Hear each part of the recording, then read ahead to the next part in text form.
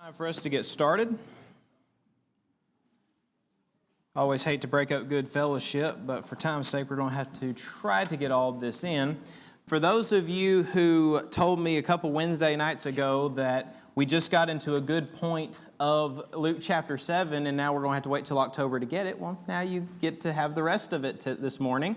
We're going to cover all the rest of chapter 7, and then we're going to try to stop right there, give us a good stopping point, but we're going to try to go in as much depth as possible for these next few verses from verse 36 to verse 50 and really try to get a grasp for what all is happening here because frankly, this particular section, while it's a pretty quick story, there are so many parts of this that really were impactful and powerful for their day and age. So we're going to start in verse 36 of chapter 7.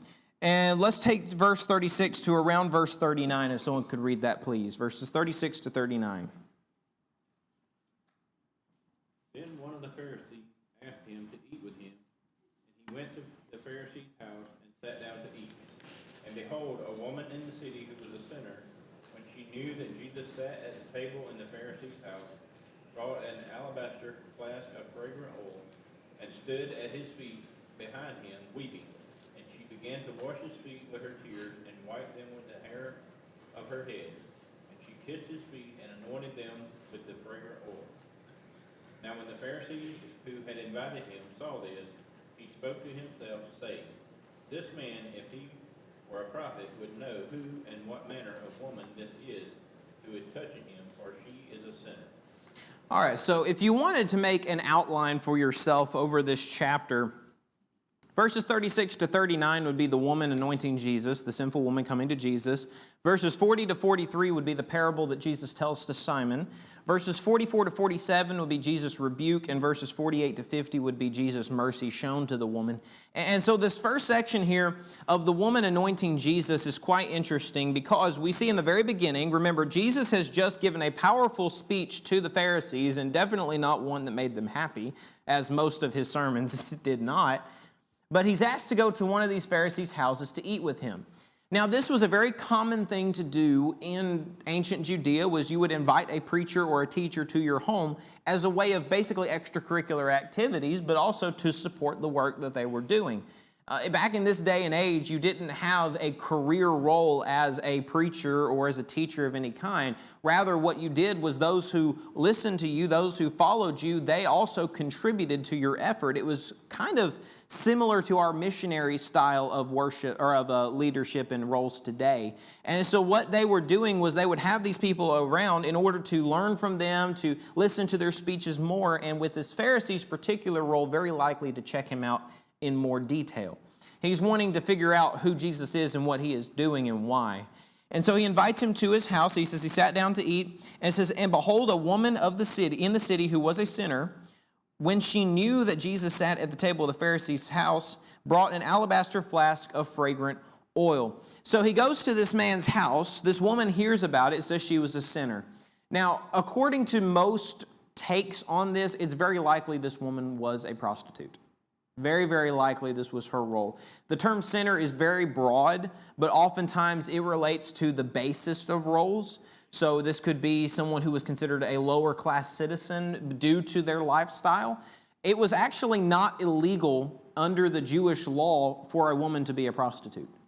By the time of Jesus' day, it was not illegal. Highly frowned upon, definitely a lower class citizen, but not something that was inherently illegal. That was something that was curious to me in studying this because I was thinking, okay, well, the old law was still in effect in Judea. Was it a Roman law that protected them? Actually, it wasn't. It was just the Jewish law. They did not condemn it. In fact, there were many people who made their living off of being what we would call today a pimp. So that was something that was very common in the first century, but it was not something that was looked upon highly. It was considered a vice profession. And so this woman, she hears that Jesus is in town. And it's always fascinating to think about the people's response to Jesus. What was Peter's response to Jesus when he saw the miracles of gathering the fish into the boat? What was his response? We talked about this a little while ago. He told him to go away, didn't he? He said, I'm not worthy for you to be here. You need to get out of my boat and you need to go away. He had that response. Matthew dropped everything that he had and started following him. This woman, even though she is a sinner, she understands this is the only person I can go to get what I need. To get what I need. So she goes to him, bringing an alabaster flask of fragrant oil. Now, there's some debate as to what this is, because some people like to say that this is Mary Magdalene. This is the account we see in the book of John, in the book of Matthew, in the book of Mark, where she came and anointed Jesus' head with a bottle of spikenard.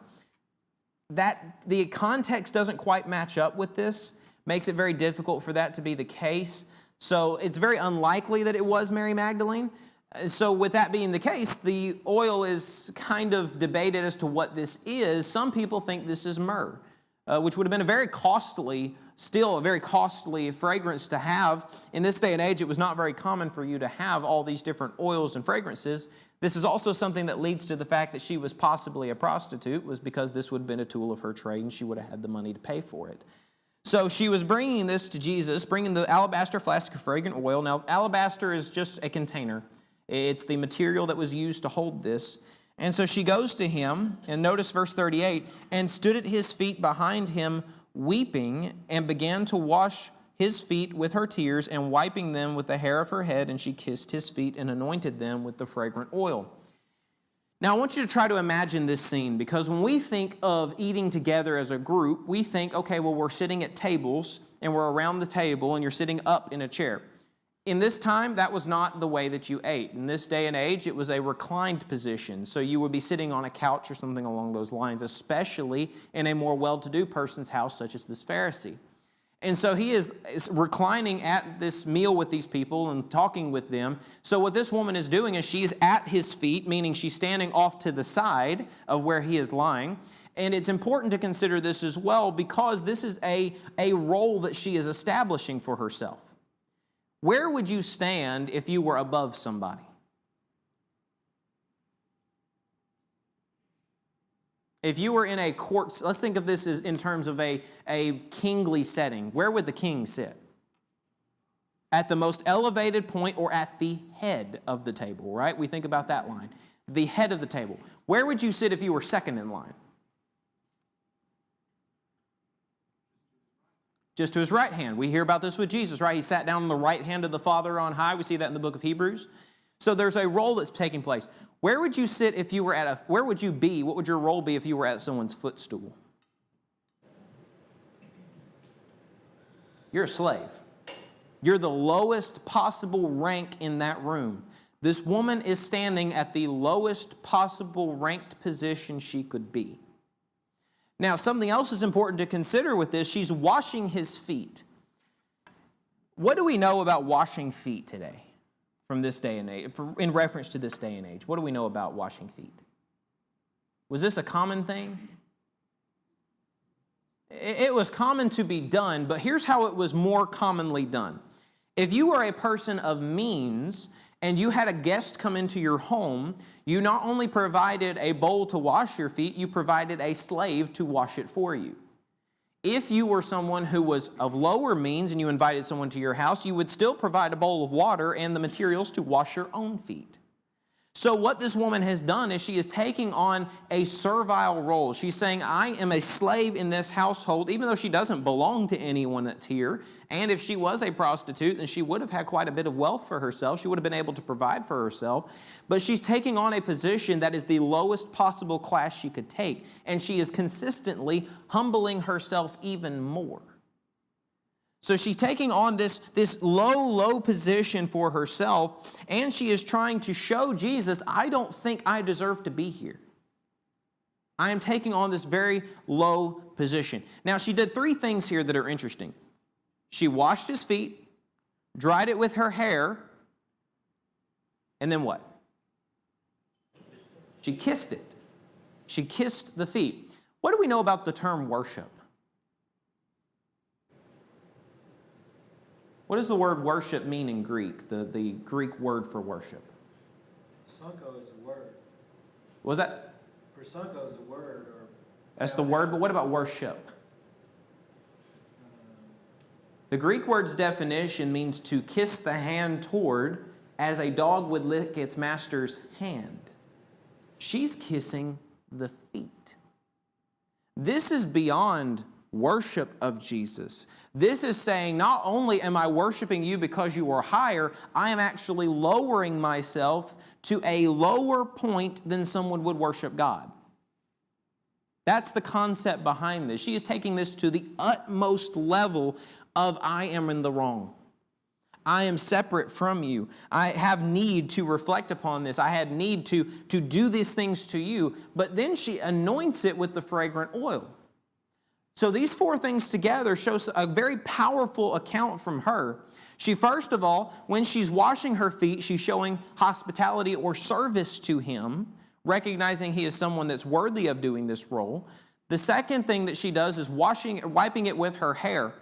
Now, this is interesting because in the first century, having hair down for this purpose was not culturally acceptable. If a woman had her hair down, that was considered a loose woman or a prostitute. It was a means of enticing. But if it was up, it was considered this is a married woman or someone who's got her life together. So when she has her hair down for this purpose, she has degraded herself so low that no Pharisee or no good Jewish man of this day would have accepted this woman to be anywhere near him. For nothing else, fear of his reputation. Then she does this moment where she is kissing his feet, again a subjugation, but the anointing is interesting because anointing was only done for a couple purposes. It was either a recognition or an appointment, specifically for prophets, priests, and kings. Now, in this position, there were times where if you were a well-to-do person, you might be putting oil on yourself in order to make yourself smell better. One thing we know about the first century, they did care about smell, contrary to our public opinion about the ancient world. They weren't just walking around with no deodorant. They had some way of dealing with this. They didn't like the smell, just like we don't today.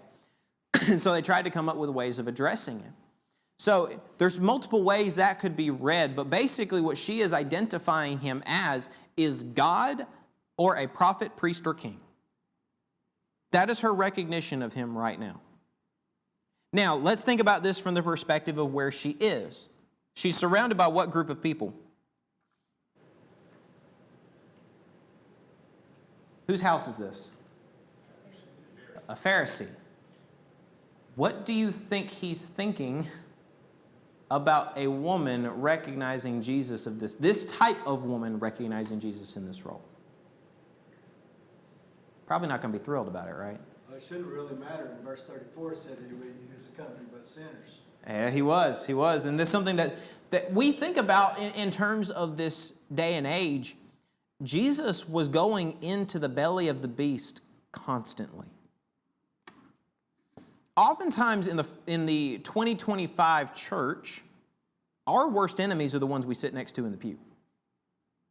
Let's just be honest. We hear people talk about all the time, there's persecution coming. We don't have any of that right now. There are some places where it's more difficult, but you can still have a Church of Christ in Seattle, Washington. Even though it's going to be difficult, even though people are going to be against you in some cases, you can still worship there without much government interference.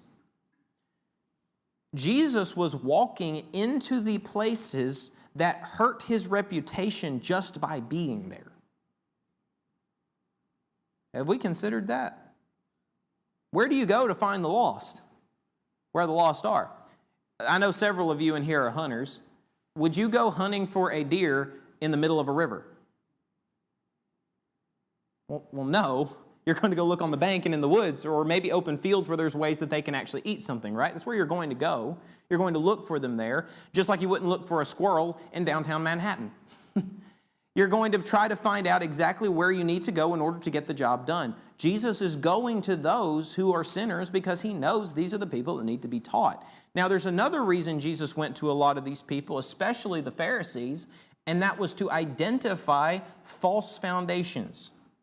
False foundations. He would go to the Pharisees and he would tell people oftentimes, do as they say, not as they do. Why is he saying that? Because what they were teaching was the law of Moses most of the time, but their actions were far from it. So he's helping them to identify this is not a source you should follow. And he does the exact same thing in this man's house.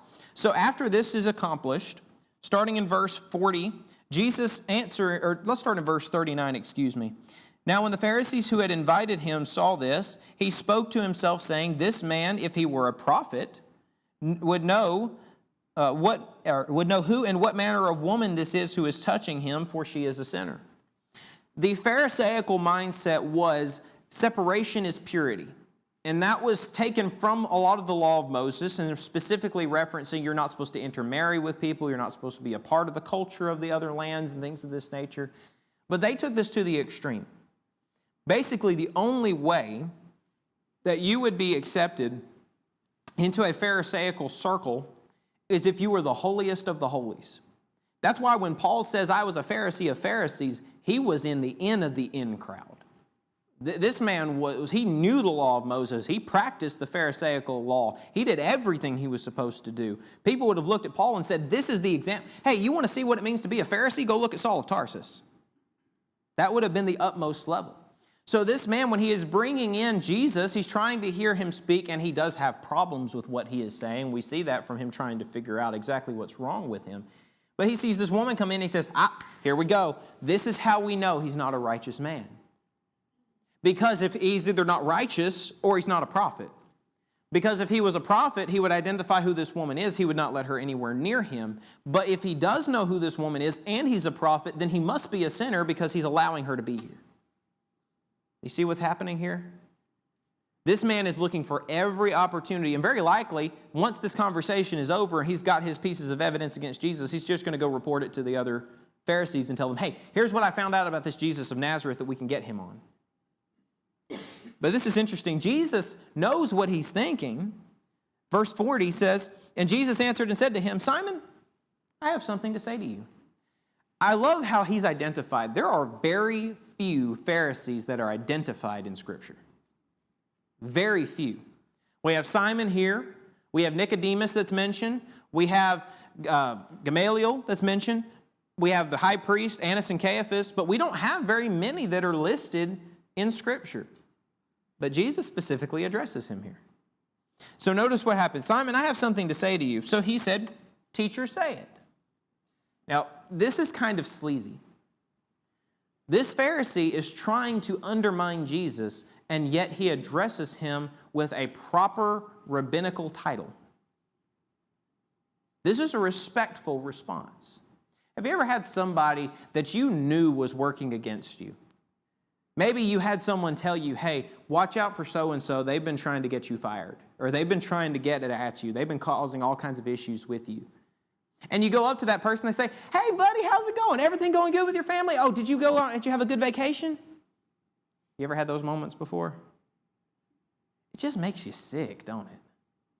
You're like, just yell at me and tell me you hate me. That'd make it a whole lot better than watching this. This is sickening. Imagine Jesus' response. He knows what this man just thought. He knows how he was acting. But notice what it says. Verse 41, there was a certain creditor who had two debtors. One owed 500 denarii and the other 50. And when they had nothing with which to repay, he freely forgave them both. Tell me, therefore, which one of them shall love him more? This was a very common teaching method in this day and age. Back then, teaching was not done explicitly.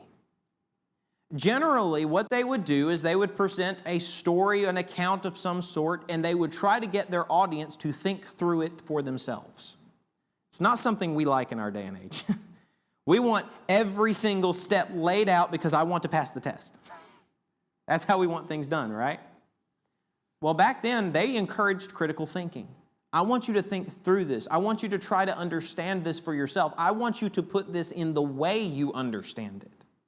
Because what they were teaching was very complex thoughts.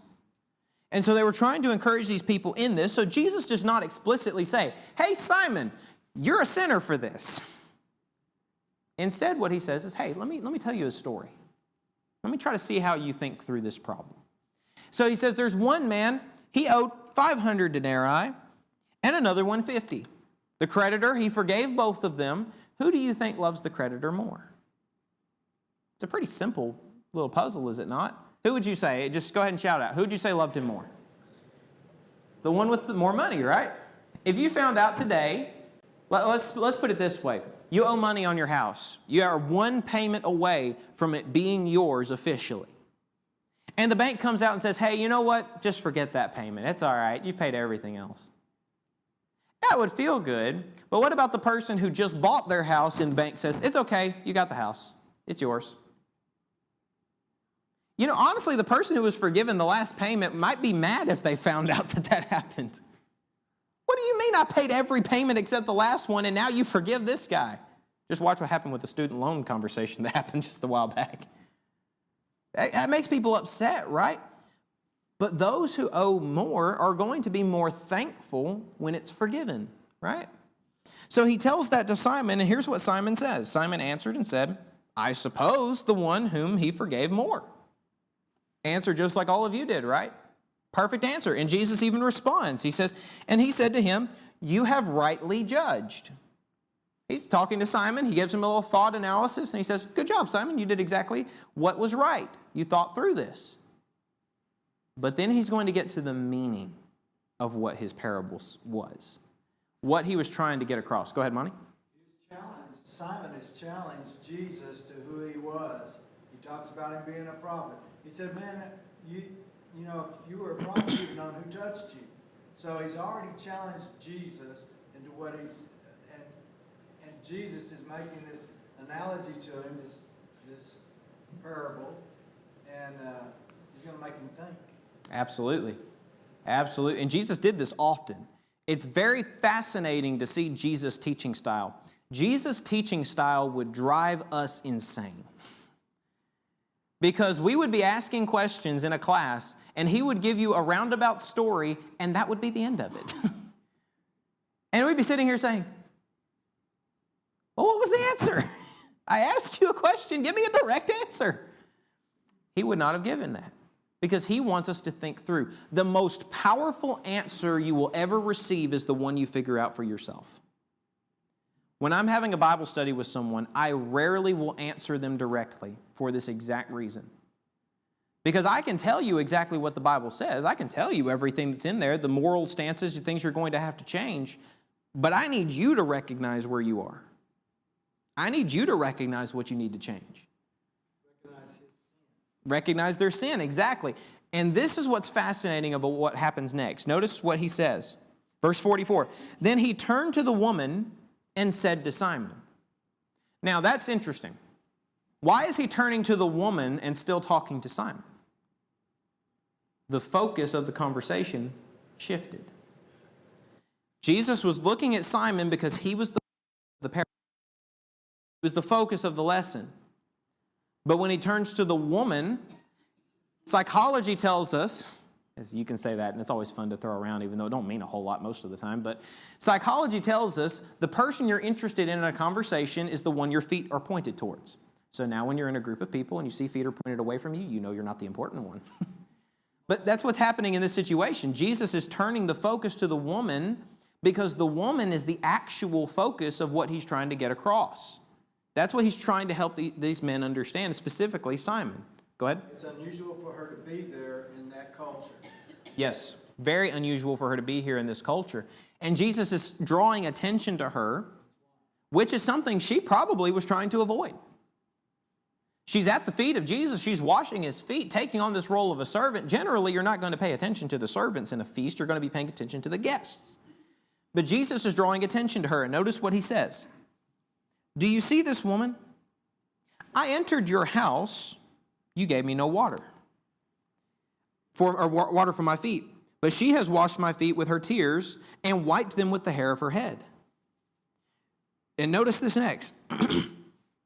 You gave me no kiss, but this woman has not ceased to kiss my feet since the time I came in. You did not anoint my head with oil, but this woman has anointed my feet with fragrant oil. Therefore I say to you, her sins, which are many, are forgiven, for she loved much. But to whom little is forgiven, the same loves little. Jesus is drawing attention to the woman here, and he calls out Simon at the same time.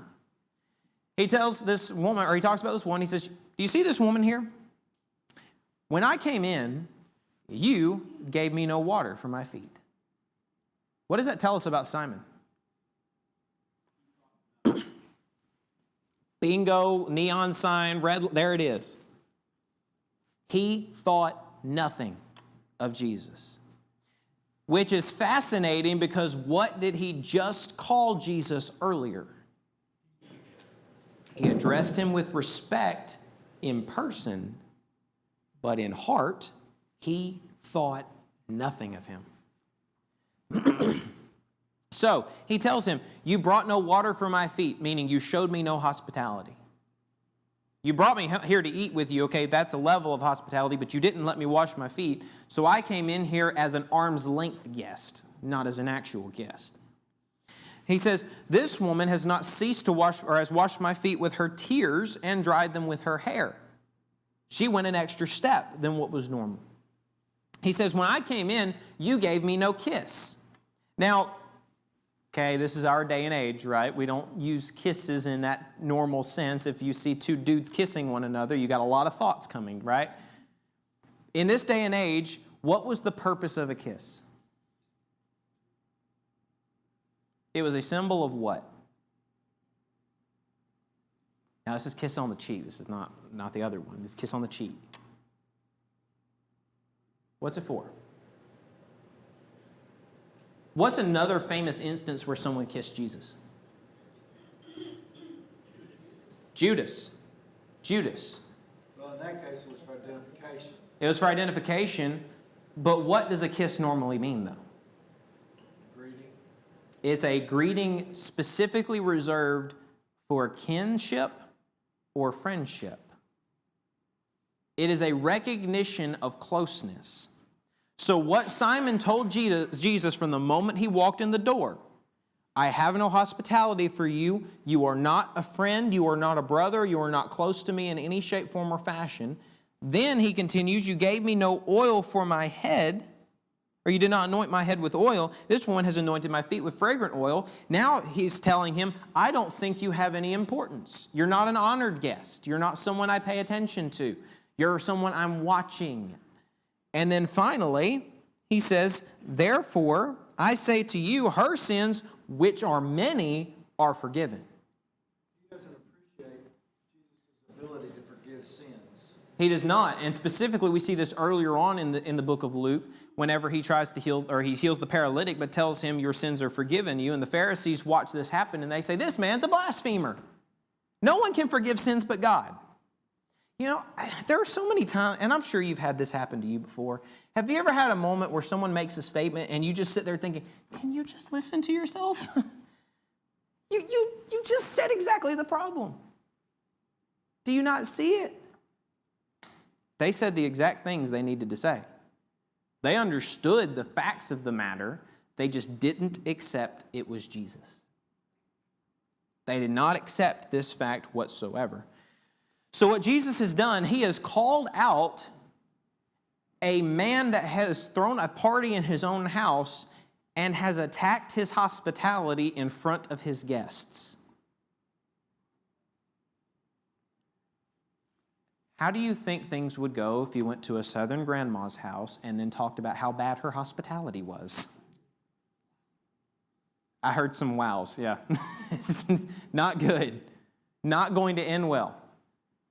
He just insulted this man's, and this is a society where hospitality was a show of character just as much as it was a show of anything else. So he just told this man's guest in his own house, the man you are here eating with is of low character. That's pretty bold. That's a pretty bold statement to make, Jesus. But then he adds the icing on the cake when he says, therefore I say to you, this woman whose sins are many, they're forgiven. So now not only is he identifying this man's lack of character, he's identifying that he is God because he has the right to do so.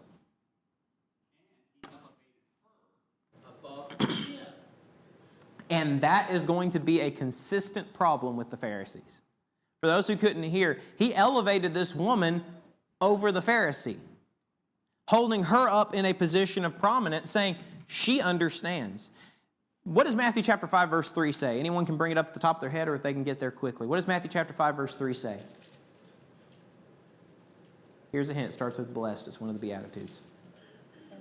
Blessed are the poor in spirit, for theirs is the kingdom of heaven. Blessed are the poor in spirit, for theirs is the kingdom of heaven. What does that phrase mean? What does it mean to be poor in spirit?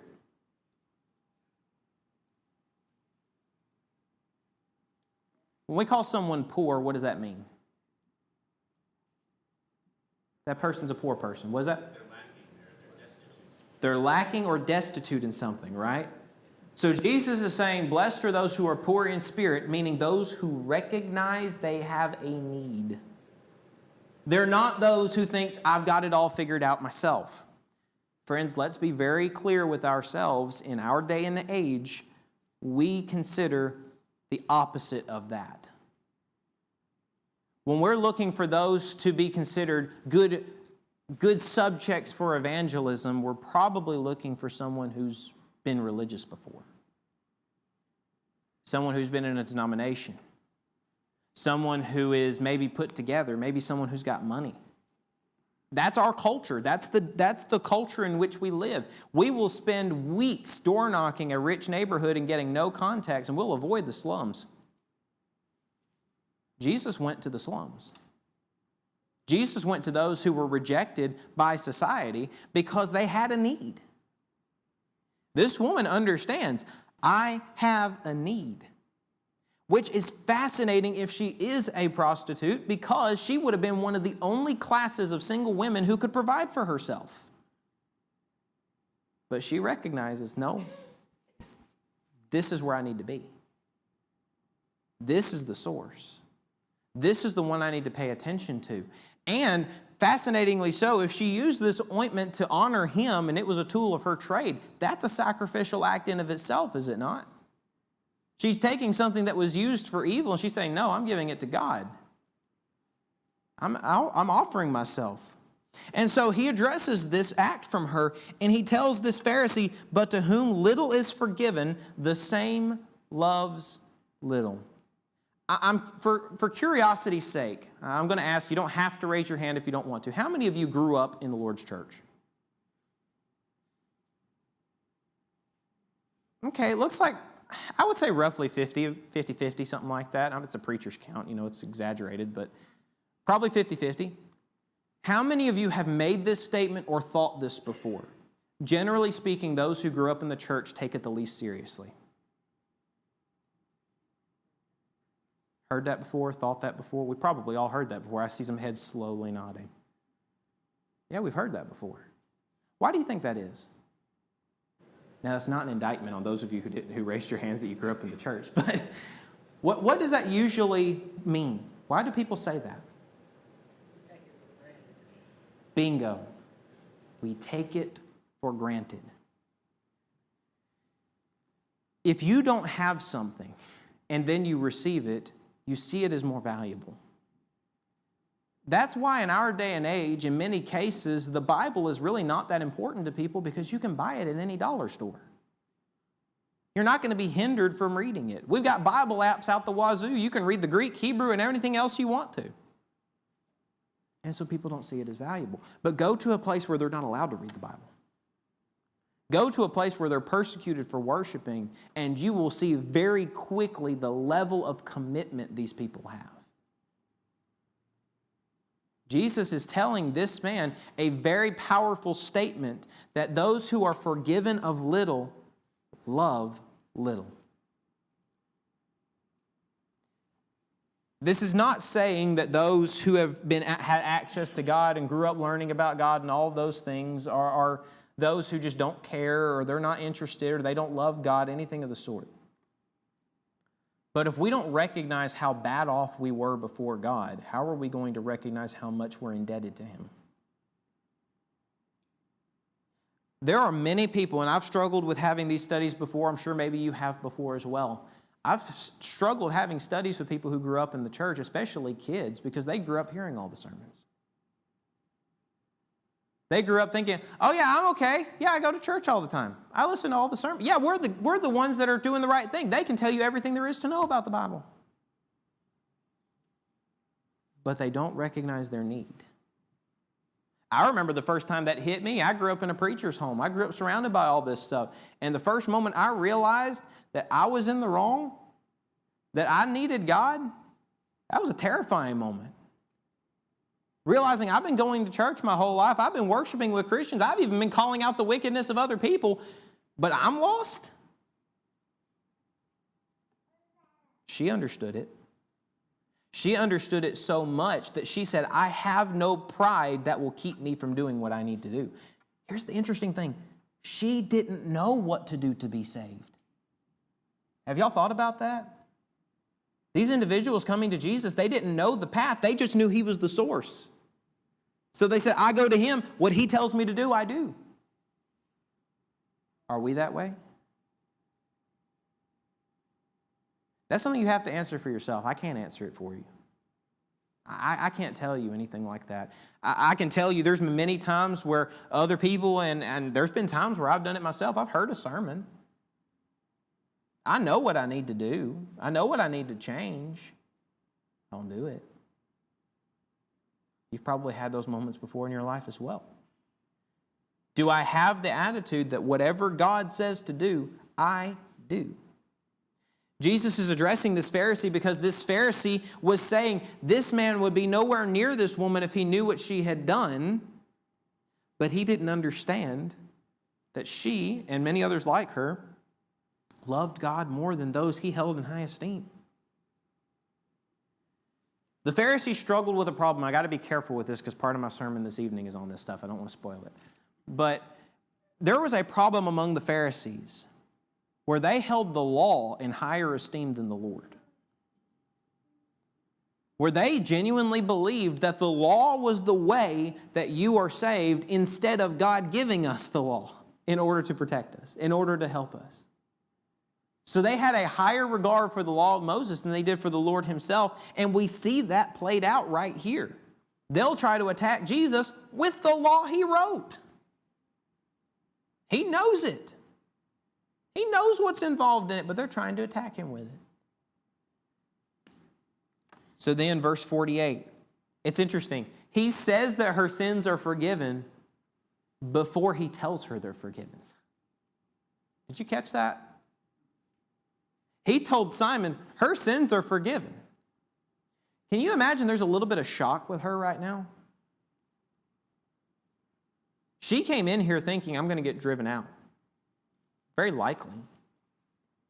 She's been at His feet in a pleading state with Him. Please let me be saved. Please look on me with some level of mercy and kindness.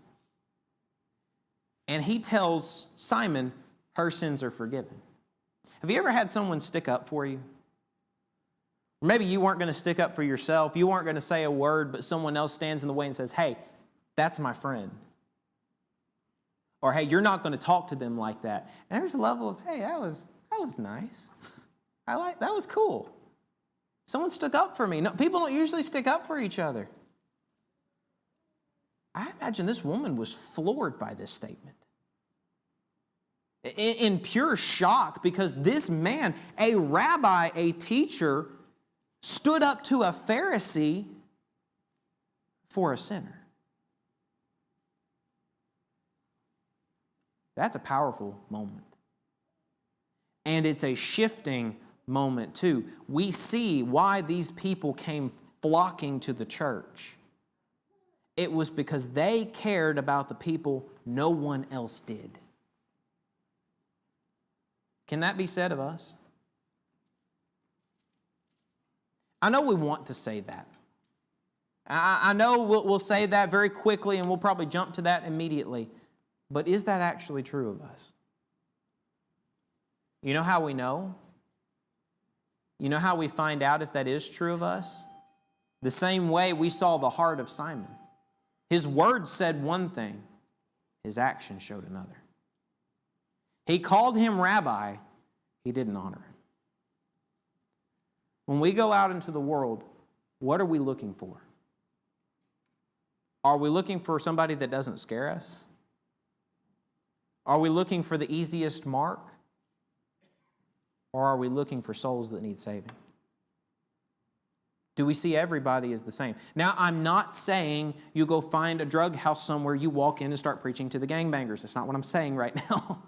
It's probably not wise, but there are ways we can get to those people. There are. There's people who have come out of that life that know people that can get those connections. There's some places you and I can never go, but we can send somebody to go there. Just like that. That was a man saved, or it was taught in prison. But then verse 49, notice this. And those who sat at the table with him began to say to themselves, who is this who can forgive sins? This is interesting because it's separate from what we see the Pharisees say earlier. They say this man blasphemes, saying he can forgive sins. This is a question. Who is this? None of the prophets could do this. John the Baptist couldn't do this. Who is this? Who is this individual? And in verse 50, then he said to the woman, your faith has saved you. Go in peace. You know what's interesting about that statement? When Jesus had to send people away, oftentimes it was because they weren't going to. In Acts chapter 2 and chapter 3, we see the church established on the day of Pentecost, right? And everybody was staying in Jerusalem. They wanted to hear the truth. What scattered them? Persecution. They weren't going to leave. They were going to stay there and learn everything they needed to learn. I want to know everything about this. But eventually we got to get to the work. We can prep and prep and prep, but eventually the feet have to hit the ground. Jesus was showing a powerful moment that the people who had held these Pharisees in such high esteem as the source of salvation, the ones they needed to listen to in order to be saved, Jesus just pulled the foundation out from under that house. Now here's the question.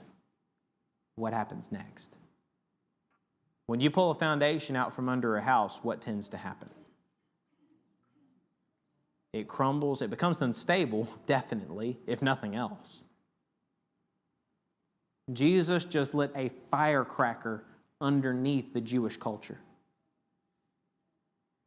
Jesus was always one who challenged the status quo, because culture is never going to be 100% godly. There's always going to be something off. There's always going to be something that has to change. There's always going to be corruption.